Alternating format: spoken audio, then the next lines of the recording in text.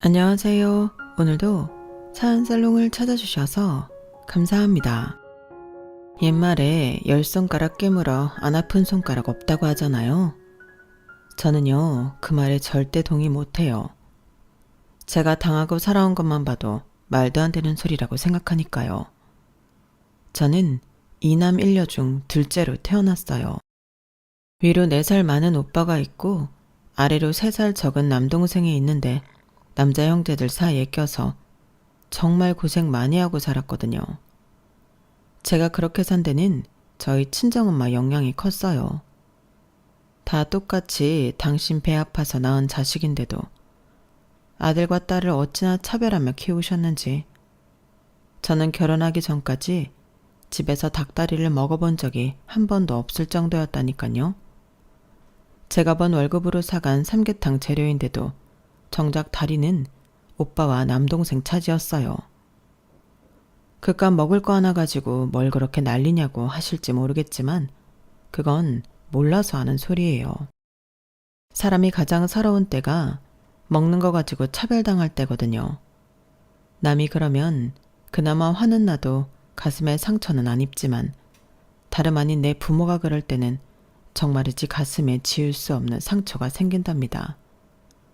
그걸 모르는지 모른 척 하는 건지 여전히 저를 호구로만 아는 친정엄마가 하도 미워서 이렇게 사연까지 보내게 됐습니다.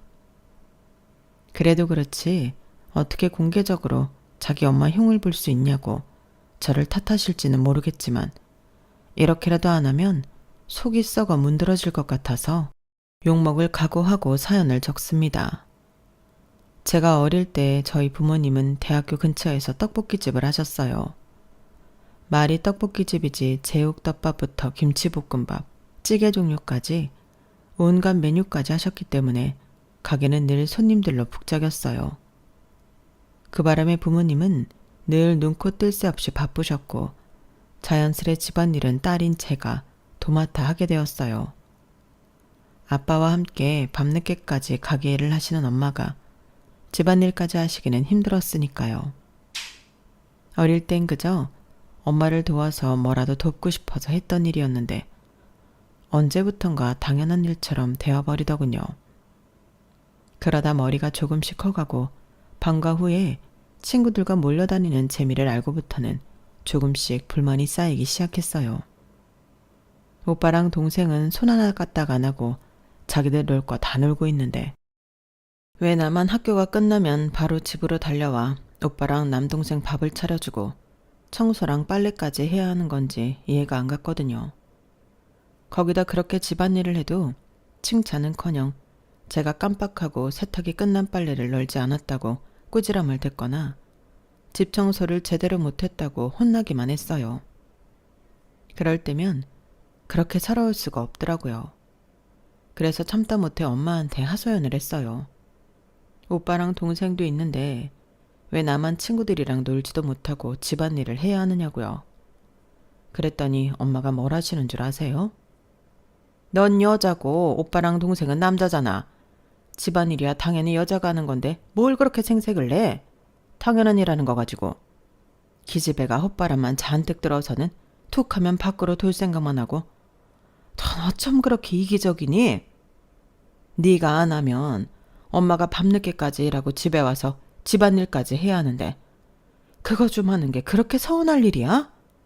난 너만 할 때 집안일에 밭일까지 돕고 살았어도 투정 한번 안 부리고 살았어.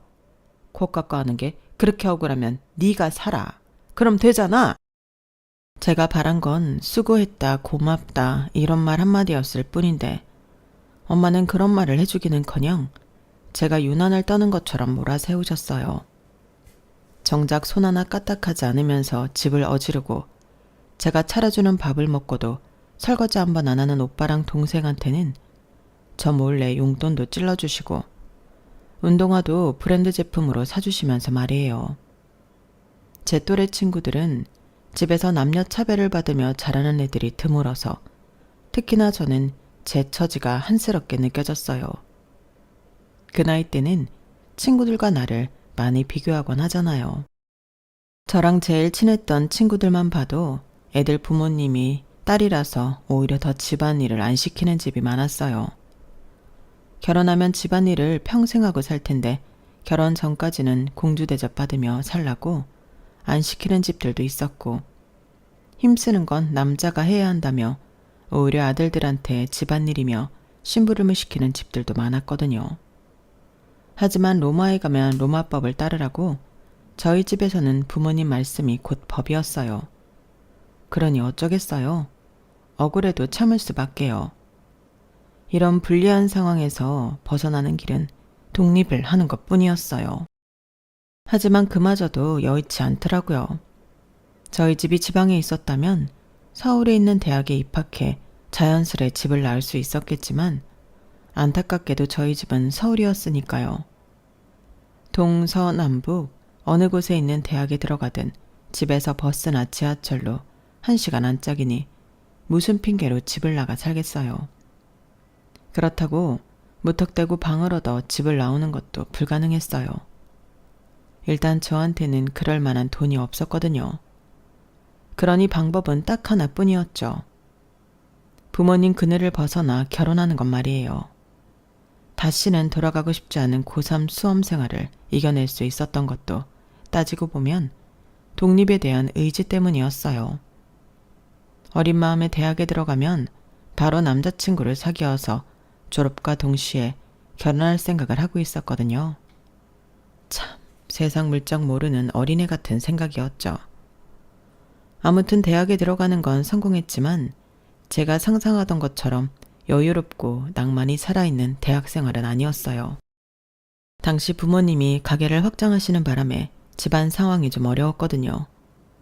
빚까지 내서 확장을 했지만 오히려 손님은 줄어들었고 그 바람에 한동안 적자를 면치 못했으니까요.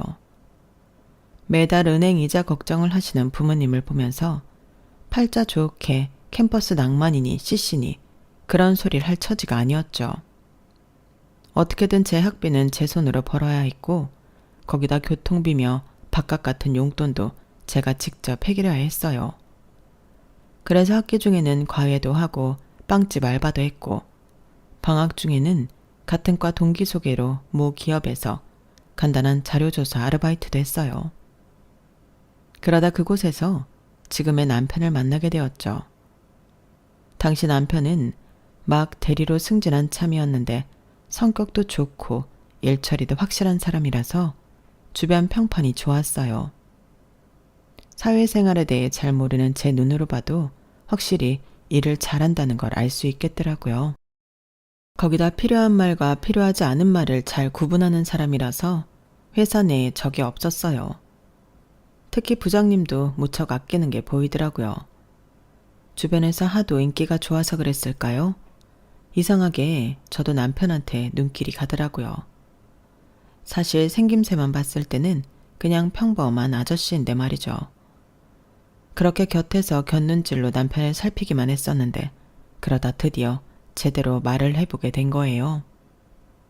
원래 아르바이트생들은 회식 자리에 끼워주지 않는데 그날은 운 좋게도 저만 회식 자리에 가게 된 거예요. 아르바이트생들이 다들 퇴근하고 저 혼자 사무실에 남아 정직원들 업무를 돕고 있었는데 부장님이 오셔서는 회식을 하자고 하시더라고요. 눈치껏 빠지라고 했더니 남편이 나서서 그러더라고요. 혜원씨, 같이 가요. 며칠 동안 같이 고생했잖아요. 부장님, 그래도 되죠?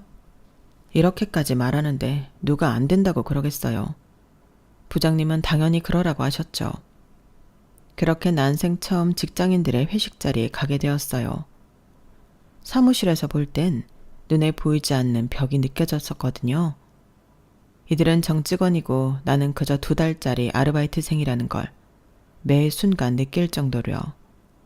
그런데 고깃집에 둘러앉아 같이 술잔도 부딪히고 이런저런 사적인 얘기도 나누다 보니까 순간 나도 이들과 동료라는 생각이 드는 거예요. 물론 그날 잠깐이긴 했지만요. 제가 그런 감정을 느끼게 된 건 아무래도 남편 덕분이 아니었나 싶어요. 남편은 그날 제 앞자리에 앉아 있었는데 제가 지금까지 저희 집 남자들한테서 받아보지 못한 배려와 보살핌을 받을 수 있었거든요. 불판 앞에 앉자마자 집에서 늘 그랬듯이 저는 고기를 구우려고 집게를 손에 쥐었어요. 그랬더니 남편이 얼른 집게를 뺏어들면서 이러는 거 있죠.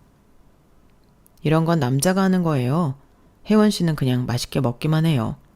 이래봬도 내가 고기 좀 구울 줄 알거든요. 저희 어머님이 갈비집을 하셔서 대학생 때도 어머니 가게에서 아르바이트를 했어요. 고기 잘 굽는다고 손님들한테 팁도 엄청 받았다니까요. 혹시라도 제가 무안할까봐 남편은 평소보다 말도 많이 하고 고기를 굽는 족족 제 접시에 올려주었어요. 뿐만 아니라 과장님이랑 부장님이 연이어 주시는 술도 저 대신 흑기사를 해주었어요. 지금껏 받아본 적 없는 대접이라서 얼떨떨하기도 하고 가슴 설레기도 했어요. 안 그래도 내심 관심이 있던 남자였는데 저한테 잘해주기까지 하니까 완전 혹하고 넘어가 버린 거죠. 게다가 회식이 끝나고 다들 집으로 돌아가는데 마침 남편이 저랑 같은 방향이라서 택시를 같이 타고 가게 된 거예요. 좁은 차 안에서 술 냄새도 살살 풍기고 고작 한 잔이긴 했지만 알코올이 들어가 그런가 기분도 알딸딸하고 아무튼 묘하게 붕 떠있는 기분이 들었어요. 넥타이를 살짝 느슨하게 푼 남편을 보니 더 기분이 싱숭생숭해지더라고요. 학교에서 보던 남학생들과는 확실히 다르게 어른스럽기도 하고 왠지 기대고 싶은 마음이 들 정도로 믿음직스럽더라고요. 집까지 가는 내내 남편이 무슨 얘기를 했는지 솔직히 기억이 하나도 안 나요. 그저 남편이랑 나란히 앉아있는 그 순간이 좋았으니까요. 그리고 다음날 회사에 출근을 했는데 저를 바라보는 여직원들 눈빛이 좀 매섭더라고요. 저만 그렇게 느낀 게 아니라 저랑 같이 사무 보조일을 하고 있던 아르바이트생들 눈에도 그게 보였던가 봐요. 저랑 친한 알바생 하나가 저를 탕비실로 부르더니 그러더라고요. 혜원아, 너 어제 뭐 실수한 거 있어? 아침부터 여직원들이 네 얘기를 하는 것 같더라고. 윤 대리님한테 꼬리를 친다나 뭐라나. 암튼 분위기가 안 좋으니까 오늘은 눈에 띄는 짓 하지 마. 어차피 이번 달이면 알바도 끝나고 안 볼 사람들이지만 그래도 여기 있을 때까지는 잘 지내는 게 낫잖아. 조언이 고맙기는 했지만 솔직히 저는 이해가 안 갔어요. 아니, 내가 언제 남편한테 꼬리를 쳤다고 그래요? 구워주는 고기 좀 받아먹고 흑기사 도움 좀 받은 게 그렇게 큰 잘못인가요? 그래도 어쨌든 정사원들을 상대로 싸워봤자 저만 손해라서 가급적 눈에 안 띄려고 노력했어요. 그런데 이상하게 그날따라 남편이 저한테 와서는 이런저런 심부름을 시키지 뭐예요.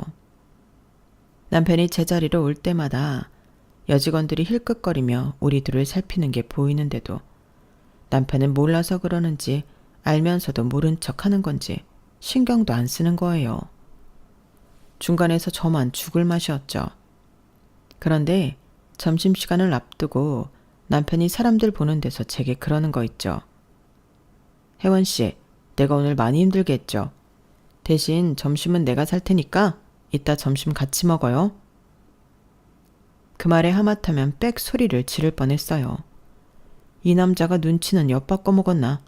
여직원들이 아까부터 눈에 레이저가 뿜어 나올 정도로 우릴 보고 있는데 무슨 점심을 같이 먹어?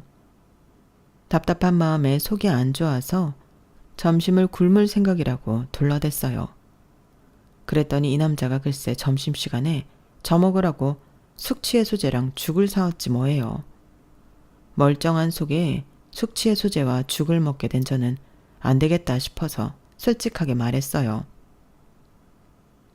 실은 아침부터 사무실 사람들이 저를 보는 눈이 이상해요. 아무래도 제가 윤 대리님한테 꼬리친다고 생각하는 것 같아요. 그래서 그런데 가급적이면 저한테 말을 안 걸어주시면 안 될까요? 이 정도로 대놓고 말했으면 알아듣겠거니 생각하고 자리에서 일어나려는데 남편이 저를 막아서는 거예요. 알아요. 사람들이 뭐라고 하는지. 그런데 지금 꼬리치는 건 혜원 씨가 아니라 나예요. 내가 혜원 씨한테 들이대고 있는 거라고요. 내가 어제 택시에서 했던 말 기억 안 나요? 나 혜원 씨가 마음에 든다고 잘해보고 싶다고 했잖아요. 혜원 씨도 그렇다고 해놓고선 갑자기 왜 이래요? 혹시 어제 술김에 한 소리였어요? 솔직히 하나도 기억이 안 났어요. 남편이 했던 말도 그렇고 제가 했다는 말로요. 그래서 놀란 표정으로 입만 떡 벌리고 있었더니 남편이 되려 황당하다는 듯 한숨을 쉬더라고요. 그런데 정말 저는 아무것도 기억이 안 났거든요. 이 상황이 답답한 건 남편이 아니라 오히려 저라고요. 아니 그렇잖아요. 다른 것도 아니고 그 중요한 고백을 받았다는데 내가 기억을 하면 이러고 있었겠어요? 남편도 제 반응을 보고는 제가 정말 몰랐다고 생각했는지 표정과 목소리가 많이 부드러워졌어요. 그럼 어제는 몰랐다 치고 오늘은 어때요? 나랑 사귈 생각 있어요?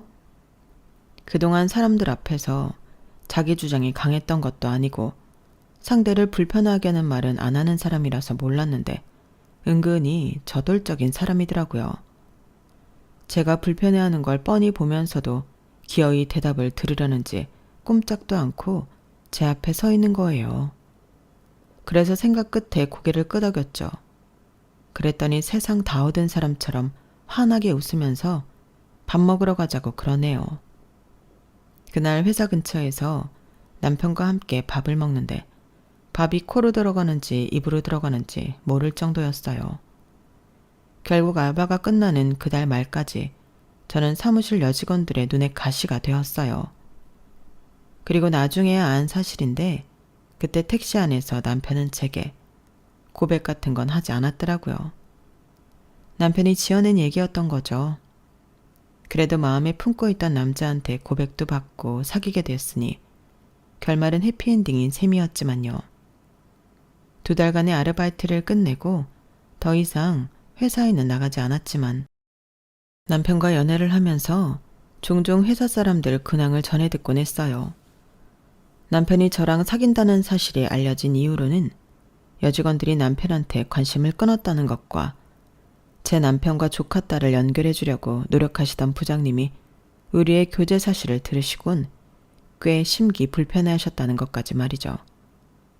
한 번은 제 남편한테 그러시더래요. 아니, 윤대리, 혼처는 내가 알아서 구해준다니까. 뭐가 급해서 그 어린 여자애랑 연애를 해? 자네가 지금 연애할 땐가? 결혼 상대를 만나도 시원찮을 판에. 자네 그렇게 안 봤는데 성격이 꽤나 급한 사람이구만. 아니면 어린 여자를 무척이나 밝히는 사람이거나. 하여간에 이번 일로 윤대리한테 실망했네. 조카 사이로 드리려고 오랜 시간 제 남편한테 공을 들이셨으니 실망이 이만저만이 아니셨을 거예요. 그런데도 남편은 오히려 싱글벙글이더라고요. 사실 그 조카라는 사람을 내가 좀 알거든. 내 중학교 동창이랑 같은 회사를 다니고 있어서 건너 얘기를 좀 들었어. 대충 들어봐도 나랑은 안 맞는 사람이더라. 부장님 때문에 억지로 소개받으면 거절하기도 좀 그렇고. 그러던 차에 자기를 만났으니 내 입장에선 마음이 급했지. 그래서 거짓말까지 했던 거고. 그래도 뭐 자기도 내가 싫진 않았잖아. 안 그래? 택시에서 나한테 고백을 했었다느니 어쩌느니 했던 거짓말이 이런 이유에서 나온 거였더라고요. 뭐 그 바람에 사귀게 됐으니 잘 됐다고 해야겠지만요. 대학에 입학해서 3년이 되도록 소개팅 한 번 안 했던 제가 뜬금없이 직장인 남자친구가 생겼다고 하자 같은 과 동기들은 꽤나 놀라는 듯 했어요. 얌전한 고양이 부뚜막에 먼저 오른다고 동기들이 저더러 얌전 떠는 고양이라고 부르곤 했거든요. 4학년이 되고 본격적으로 취업 준비를 할 때 남편은 물심양면으로 저를 도와주었어요. 용돈이며 학원비도 대주고 모의 면접 준비도 도와주었거든요. 당시 저희 집은 상황이 많이 안 좋았는데 가게를 확장한 이후로 장사가 잘 안 되는 데다 아빠가 과로로 쓰러지셔서 병원 신세까지 지고 계셨거든요. 조금만 늦게 발견했으면 정말 큰일 날 뻔했을 정도로 아빠 상태가 위급했어요. 아빠가 병원에 입원해 계시는 동안 가게를 엄마가 도맡아 운영하셨는데 장사가 안 되다 보니 사채를 빌려 쓰게 되셨나 봐요. 남동생 학원비에 생활비, 아빠 병원비까지 나갈 돈은 수두룩한데 들어오는 돈은 적으니 어쩔 수 없는 선택이었던 거죠. 하지만 그로 인해 가게 사정은 더 안 좋아졌고 퇴원 후 뒤늦게 엄마가 사채를 썼다는 사실을 알게 된 아빠는 제대로 몸도 추스르지 못한 채 가게에 나가 일을 시작하셨어요. 무리하게 일을 하시다가 얼마 뒤 다시 쓰러지고 말았고 이번엔 전처럼 운 좋게 깨어나지 못하신 채 세상을 떠나시고 말았어요. 결국 엄마는 아빠 장례식 이후 가게를 정리해서 빚을 갚고 예전처럼 작은 규모로 다시 가게를 여셨어요. 그나마 다행인 건 제가 졸업 전에 취업에 성공했다는 거였죠. 그런데 기쁨도 잠시, 첫 월급을 타자마자 엄마가 바로 돈 얘기를 꺼내시더라고요. 제 월급을 내놓으라는 거였죠. 집이 이 모양인데 딸이 돼서는 집에 월급 가져오는 건 당연한 거지. 너야 대학까지 잘 마쳤지만 네 동생 생각도 해야지. 그러니 월급에서 차비랑 밥값만 빼고 다 가져와. 엄마, 어떻게 그래? 직장 생활하려면 옷이나 구두도 사야 하고 동료들 경조사비까지 나갈 돈이 한두 푼이 아닌데. 그리고 엄마는 왜 나한테만 월급 가져오라 그래? 오빠는 나보다 더 버는데도 월급 가져오란 소리 안 하잖아. 오빠랑 너랑 같아? 남자는 수중에 돈이 없으면 어깨가 움츠러든다고. 넌 네 오빠가 돈 없어서 남들 앞에서 빌빌거리고 살면 좋겠니? 남자는 자고로 안에서 대접을 받아야 밖에서도 길을 펴고 사는 법이야. 그러니 네 오빠한테는 괜한 소리 하지 마라. 집이 이 꼴이 됐는데도 저희 오빠는 겨울이면 친구들이랑 스키장에 다니고 여름이면 해외 휴양지로 여행을 다니곤 했어요. 무력은 어찌나 많은지 분수에 맞지 않는 명품 지갑에 명품 구두, 언젠가는 한 달치 월급을 다 털어야 할 만큼 비싼 명품 양복까지 사 입었더라고요. 그런데도 엄마는 이제 겨우 직장인이 된 저희 쥐꼬리만한 월급을 탐내시다니 정말 해도 너무한다는 생각이 들었어요. 지금까지 남편한테 신세진 게 있어서 이제는 저도 좀 데이트 비용도 내고 선물도 해주고 싶었는데 어림도 없게 된 거죠. 그래서 남편한테 하소연을 했더니 남편이 그러는 거예요. 그럼 우리 결혼을 좀 서두를까? 같이 살면 자기가 버는 돈은 집에 보태고 내 월급으로 둘이 살면 되잖아. 뭐라고? 자기가 왜 그렇게까지 해? 그리고 결혼은 뭐 빈손으로 해? 지금 우리 집 사정으로는 나 혼수도 못 해줘. 내 월급까지 가져다 쓸 판국인데 결혼은 어림도 없지. 자기가 나랑 결혼하겠다고 하면 방법이야 찾으면 되는 거지. 우리 그냥 이참에 확 결혼해버릴까? 그 말에 흔들리지 않았다면 거짓말일 거예요. 어릴 때부터 집을 나가는 게 일생일대 제 꿈이었으니까요. 하지만 결혼은 맨손으로 하나요? 아직 모아둔 돈도 없고 앞으로도 돈을 모을 수 있을지 없을지 모르는 판에 무슨 결혼을 해요. 그래서 그때는 그냥 지나가는 말로 넘기고 말았는데 남편은 꽤 진심이었던가 봐요. 아무래도 나이가 있어서 그랬는지 모르겠지만요. 결혼 얘기가 처음 나오고 얼마 뒤 남편이 퇴근길에 저희 회사까지 왔더라고요. 뜬금없이 갈비를 사준다고 저를 끌고 갔는데 도착하기 몇 분 전에야 이실직고를 하더군요. 어머님이 저를 보고 싶어 하셔서 어머님이 운영하시는 갈비집에 가는 길이라고요. 그 말을 듣는데 순간 화부터 나더라고요. 당시만 해도 결혼을 하게 될지 말지 모르는 상황이긴 했지만 그래도 남자친구 어머님을 뵙는 자리인데 옷차림도 그렇고 선물도 준비 못한 채 간다는 게 좀 그렇잖아요. 우리 엄마는 그런 거 안 따져. 그리고 따로 만나는 것도 아니고 밥 먹으러 가게에 들리는 건데 뭘 준비하냐? 정 그렇게 걱정되면 가는 길에 빵집에 들러서 파운드 케이크라도 하나 사가자고. 저와 달리 매사 좋은 게 좋은 거라는 식의 남편 때문에 평소 당황하게 되는 일이 많긴 했지만 이번처럼 당황스러운 적도 없었어요. 결국 근처 빵집에 들려 파운드 케이크와 가게 직원분들이 드실 빵을 샀어요. 남편 말로는 그냥 평범한 갈비집이라고 해서 그런가 보다 했는데 막상 가보니 야외에 별관도 있고 전체 규모도 크고 손님도 엄청 많더라고요. 남편 말로는 평일이라서 그나마 적은 편이라고 하더군요. 주말에는 본관, 별관 할 거 없이 손님들로 꽉 찬다고 말이죠. 여기에 비하면 저희 가게는 소꿉장난을 하는 거에 불과했어요.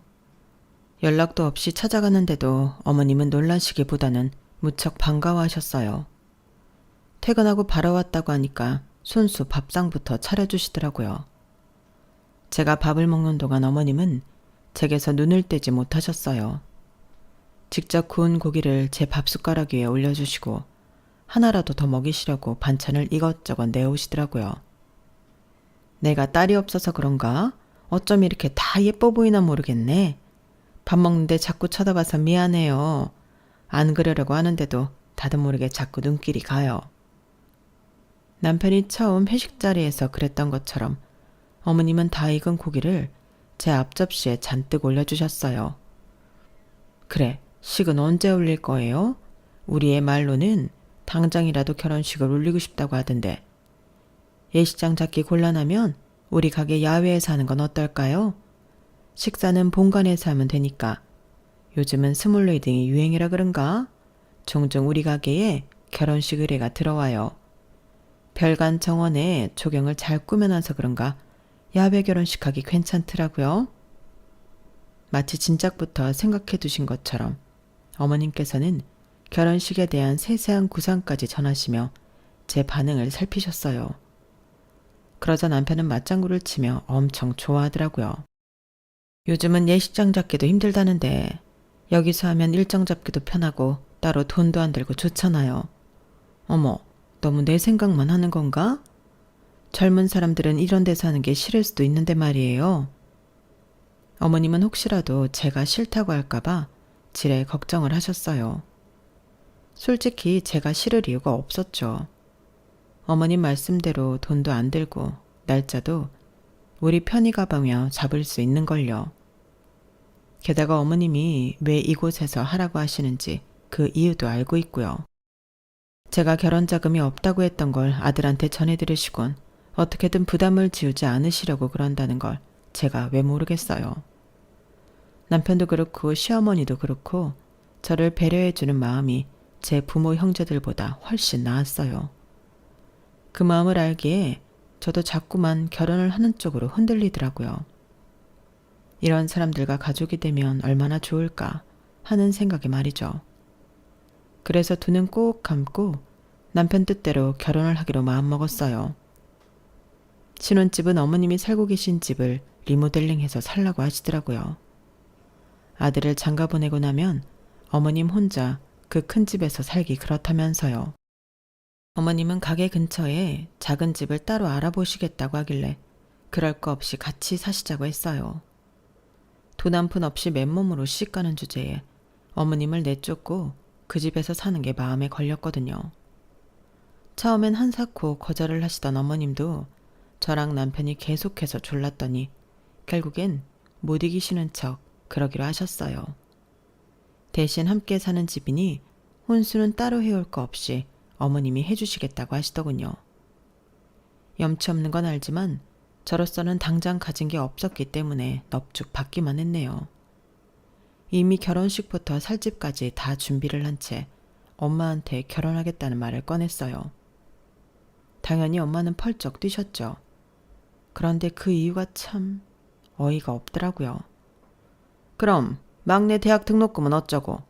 네 월급 없으면 당장 다음 학기 등록금은 어쩌냐고. 이제 겨우 돈 벌기 시작해서 한시름 놓는가 했더니 벌써부터 결혼해서 집 나갈 꿈이냐? 넌 어쩌면 이렇게 양심이 없어. 동생 생각은 하나도 안 해? 이렇게 이기적인 걸 딸년이라고 키운 내가 미친년이지. 엄마는 가진 것도 없이 결혼하겠다는 딸 걱정은 안 되고 막내 아들 등록금 걱정만 돼?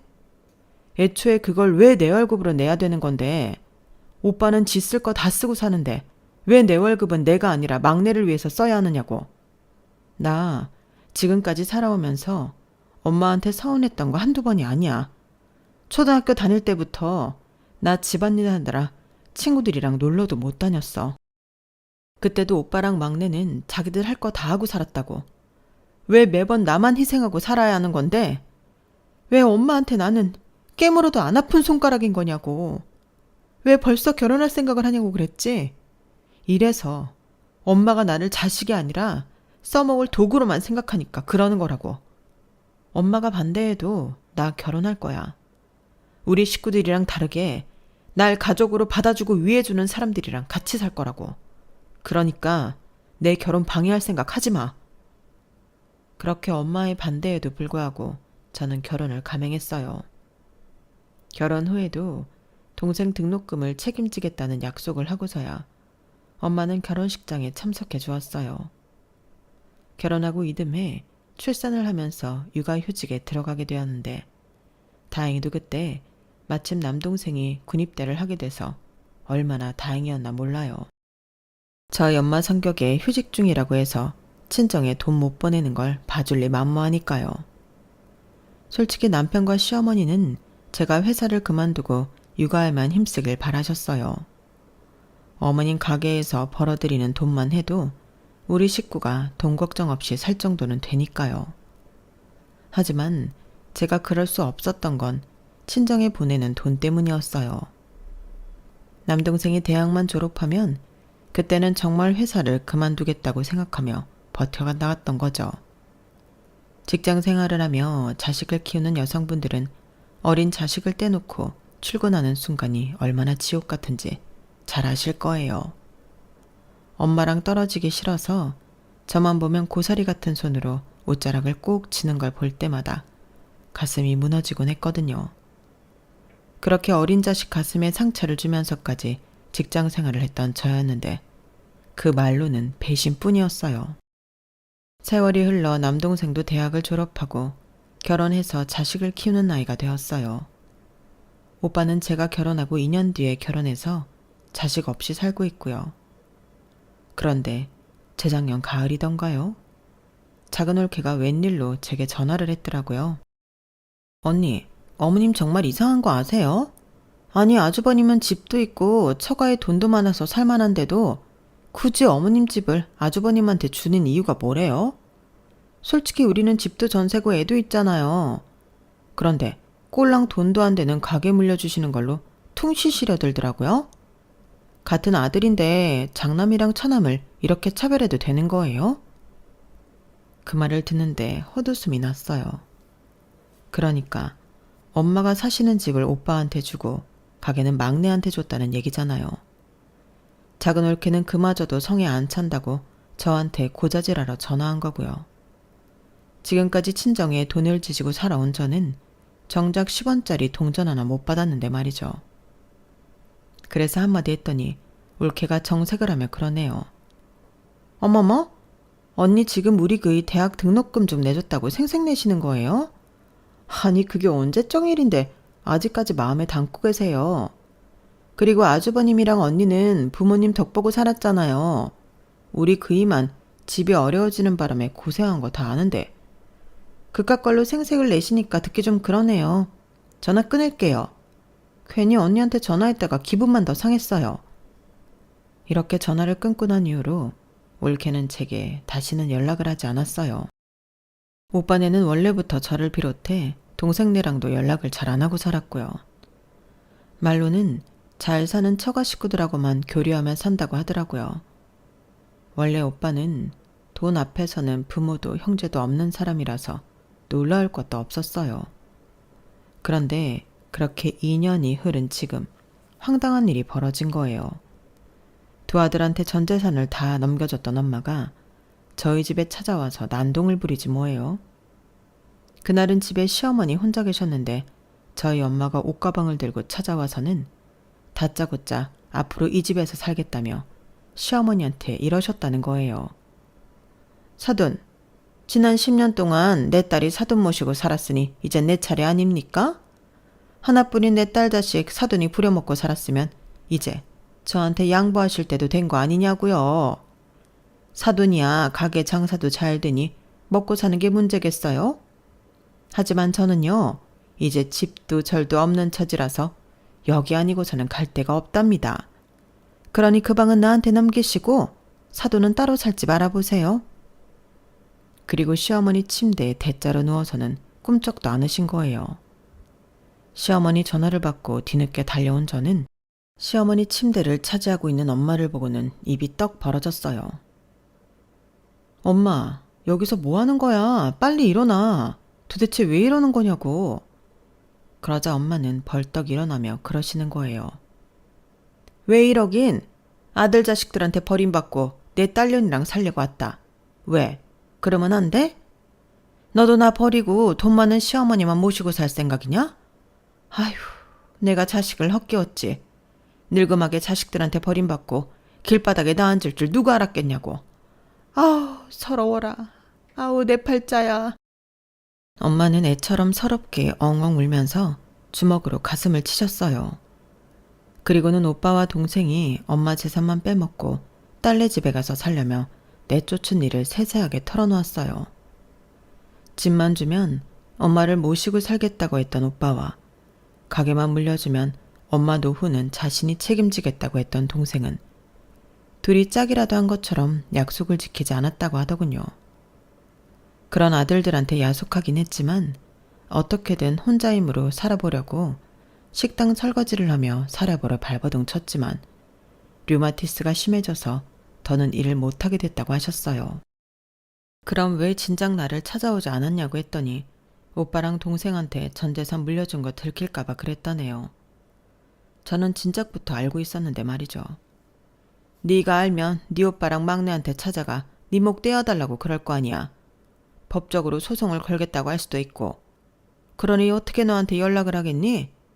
다른 건 몰라도 내 새끼들끼리 법정 싸움하는 건 못 본다. 그런 엄마를 가만히 내려다보시던 시어머니는 서랍에서 명함 한 장을 꺼내셨어요. 그리고는 친정 엄마한테 건네시더군요. 제가 잘 아는 변호사입니다. 저희 가게 상호 되시면 알아서 일 처리해 줄 테니 그만 일어나세요. 그러게 두 아들한테 하듯 하나뿐인 딸도 좀 아껴주시지 그랬습니까? 두 아들들이 사부인 재산만 빼먹고 나 몰라라 할 걸 정말 모르셨어요? 제가 보기엔 처음부터 알고 계셨을 것 같은데요. 하나를 보면 열을 한다고 자식 키우면서 이놈이 어떤 성정을 지닌 놈인지 다 아셨을 거 아닙니까? 혜원이가 재산 떼어달라 그럴까봐 그동안 연락 안 하셨다고요. 어쩜 그렇게 자신 딸을 모르십니까? 얘가 어디 그러랍니까? 안사돈 하는 걸 보면 솔직히 도와주고 싶은 마음이 손톱만큼도 없지만 내 며느리 가슴 아플까봐 변호사 대드리는 겁니다.